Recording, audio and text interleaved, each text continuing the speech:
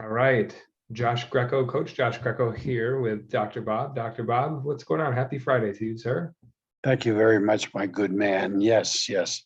We were about to talk about this concept of psychological genetics, which comes from the potential molecule that we discovered.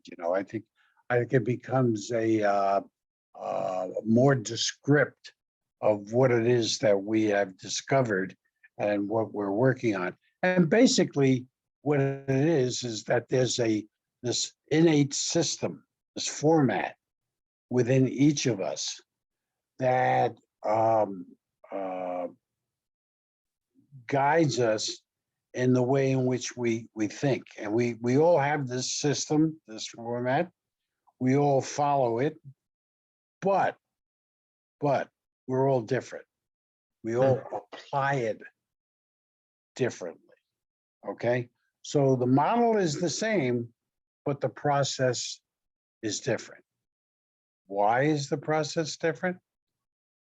Well, because we're all individuals and we're all part of the great character of the universe of potential.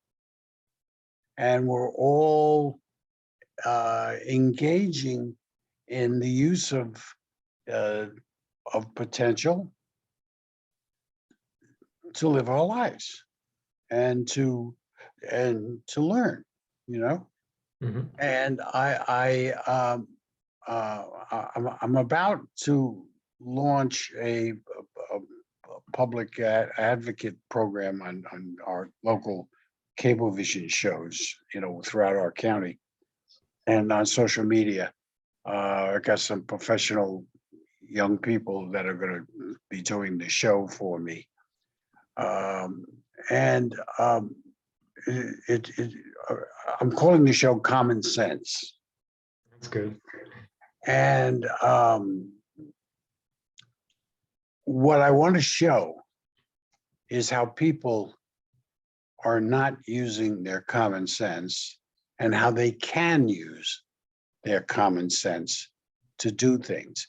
And this common sense is directly connected with this psychological genetics, okay? Because it's something innate that if we just simply follow it, it's really exciting and enlightening. All right, shows you a pathway, and it clears out the smoke.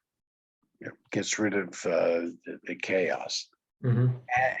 And this whole notion goes about things like that we've discussed in the past, but it has a lot to do with priorities. Priorities are one of the chief characteristics of the psychological genetics of the potential molecule.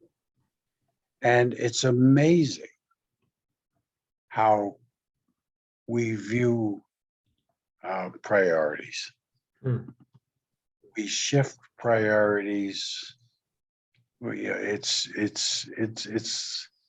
like a great musical composition. We're in and out, and we don't even realize it. 90% of the time, we just oh, this is what I'm focusing on. Oh, this is what I want. Oh, this is important to me. No, today that's not important. This is important. And it's critical to being responsible and powerful. Powerful. Josh, I can't tell you enough how important being disciplined, holding your priority, how much power that gives a person. And the capacity. That's what I love about these principles. They give you, they help you to recognize a tremendous capacity of achievement. And the theme of the show, as it is of my life, is the question, when I die, what is it that God or the universe is, the one question that God's going to ask is, what did you do with what I gave you? Mm. Right. And the secret to that, Josh, is that the universe, God, God force, whatever you want to call it, has given us everything possible, full of potential. And there are those of us who don't want to be bothered. They want somebody else to take care of us. If they want somebody else to pay our rent, pay our food, you know, Mhm. pay for our cable vision and whatnot. And hey, it takes all kinds, but you know what? There's a price for that. There's a price for that. If that's what you want, that's what you wish, that's what you're going to get. And it means that you're looking at life as a slice of eternity. And life is not a slice of eternity. Certain lives are slices of eternity. But life itself is an ongoing wonder, never ending, with all sorts of learning and growing adventures. And we can become a lot more than humans, a lot more than just you know, terrestrial beings. So priorities, very important. Yeah. Oh, so I have some thoughts on that with I wrote down hierarchy next to priority. So the way I understand what you're saying is that we need some sort of compass or a decision-making tool when we come up against things that conflict in our lives. And when our priorities changing, we'll make different decisions at the same during the same situations. And if we're not consistent with it, then we're just kind of chasing our tail. But if you're clear on what your priorities are, then you can be consistent with why you're here and what you represent and what you stand for and what you therefore produce as an individual. Yes, yes. I have I have a woman who is not only a tenant of mine, but she's she went into real estate, not with me, with a friend of mine. Mhm. And when when you talk to her, she'll tell you that her focus is making money. Okay. And her belief is when she gets up in the morning that's her objective. And when I question her further, I show her that what is behind making the money? Why? Yeah. Like once you have it, what's it for? Right. Yeah. What do you know? What is it? What does it stand for? Mhm. Well, we went about this for about maybe a half hour, unplanned. This was just a standing in my office type conversation. And really, we went back and forth with this, getting deeper and deeper and deeper. So finally, she asked me the question, the big question. Well, if it's not security, if it's not, being luxurious, if it's not having wealth and power, what is the answer? And the answer is what it always is: developing potential.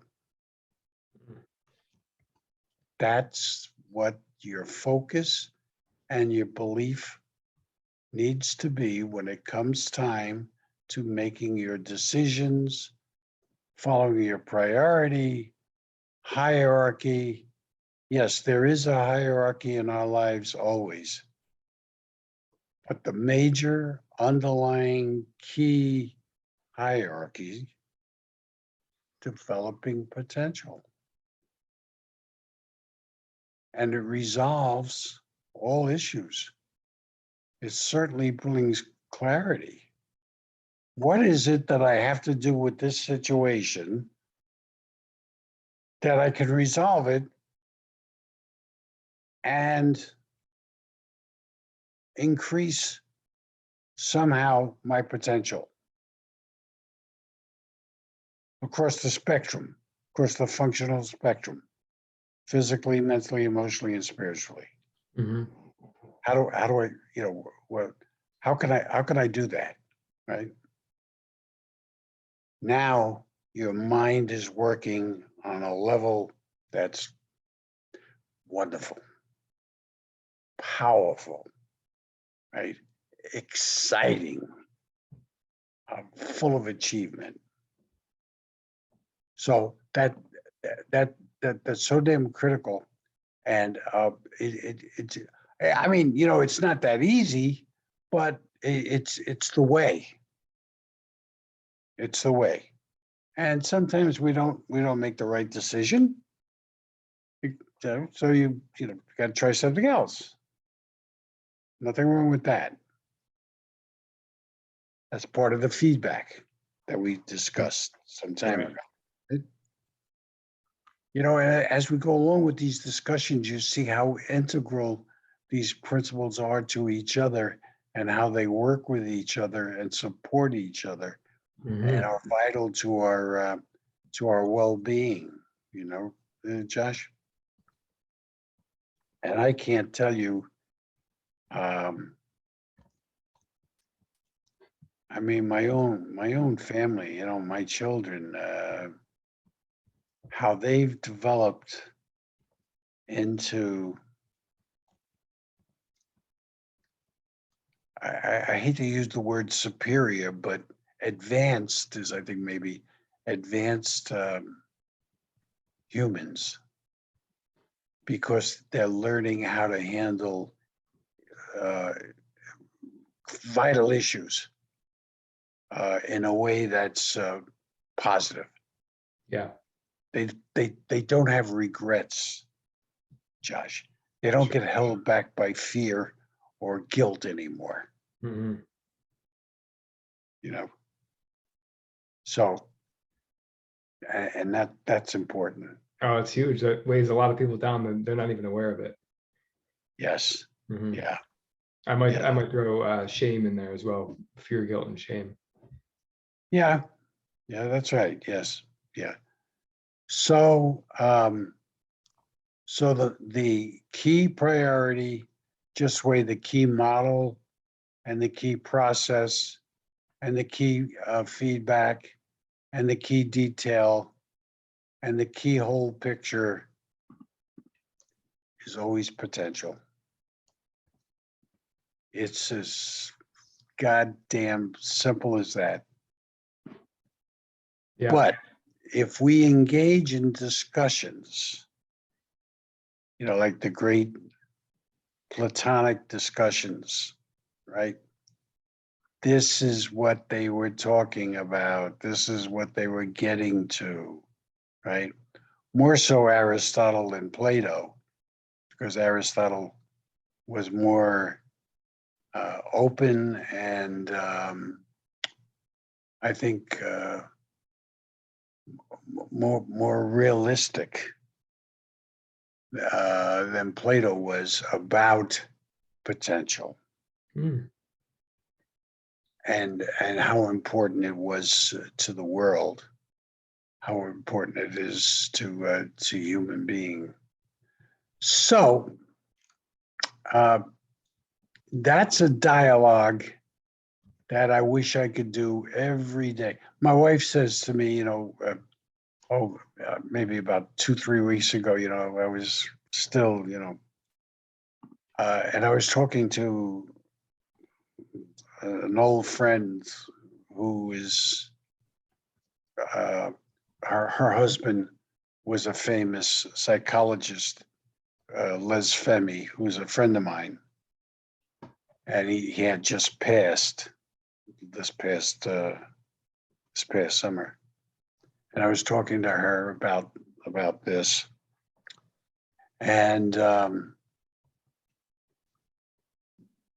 she said, after I got off the Zoom with her, my wife said, you know, you look normal. You sounded strong. You weren't sick. You were healthy. Hmm. She said, you do this every day. I said, I know. You know, what are you waiting for? Go out and get me some people. Get me online. You know? But that's what this does for you. It brings out a life. And I know I see it in you when we talk. I see it with other people who get it, who get it, Yeah. you know. And my sympathies to those who don't get it. But in any event, yes, it's always potential, and the more we integrate, the more we synthesize, synchronize, the better off we all are. Not only individually, but collectively. It's it's a power source. I wish we could have 500 people on this damn thing, going back and forth and lasting a day, taking a Saturday or something like that, or an afternoon or an evening even, and just simply knocking it out. Well, what about this? Well, how do you mean that? How could that be possible? How do you do this? Okay, that's an acceptable premise, but what do you do when this occurs or when that occurs or when that occurs? Life, Yeah, the path. It's beautiful. it is. Beautiful. No matter how much you're suffering, it's beautiful. And it's so damn meaningful, Josh. You know, I'm so lucky uh, to have found what I've found and be with the people. And I'm glad to say that my circle is growing, slow, but hopefully as it goes slow, maybe I'll get to more and more and more. Yes. Yeah. J curve. Yes. Yes. So in any event, what do you think? I think that might be a good place to leave it today. Maybe just a few final comments from me, but I think there is this from your and my perspective, there's this longing for other people to come on board with this. And I think that might even be part of our suffering, is that like just enjoy that part of it. They're gonna come. And we had a bit of a conversation off camera before we started here. And I'd say in the pretty near future, there's going to be a lot more coming, because there's not going to be another choice. We're gonna, the human, you want to talk about potential, the human being comes up with their potential when they're backed into a corner. Yeah. And there's some pretty terrible things that I believe are coming. Now, everything's going to be okay, I believe. But it's all what we make of it. And if we treat it as it's here to serve us and to help us achieve our potential, we will do that. And if it appears to be the end of the world, it's going to be whatever you make of it, and you'll crumble along with everything around you. But you can also use what's about to happen as a catalyst to really dig in deep here and do that self-reflection and that work. I'm lucky enough to have been doing that for just the past couple of years. I haven't experienced this for a long time. It's kind of funny to think about that, actually, with, relatively speaking, how small of a percentage of my life that I've been studying this and working on it. But I feel like it's home. I feel like I've been doing it for Yes, yeah, decades. yeah. You feel like 30 years has all of a sudden been absorbed into your psyche. Yes, There are decades where nothing happens, and then there are times when decades happen. And I feel like this is the time where decades are just happening in a very short period of time. yes, yeah. Yes, I totally agree. And I think you're right. I certainly hope so. Because it would be a shame not to.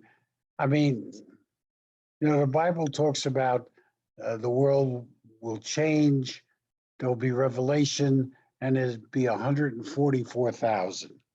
That's a lot of people. Not a lot of people when you say it's 6 or 8 million billion in the world, but it's a lot of people. And to know that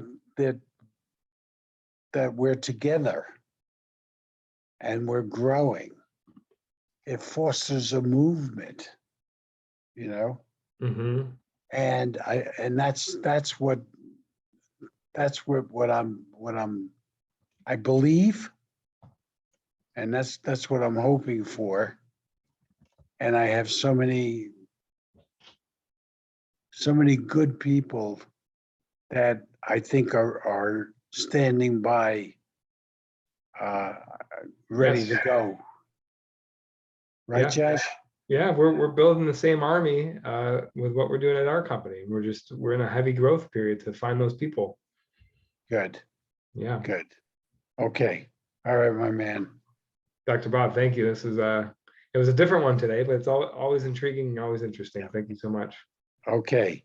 Now listen, next Friday,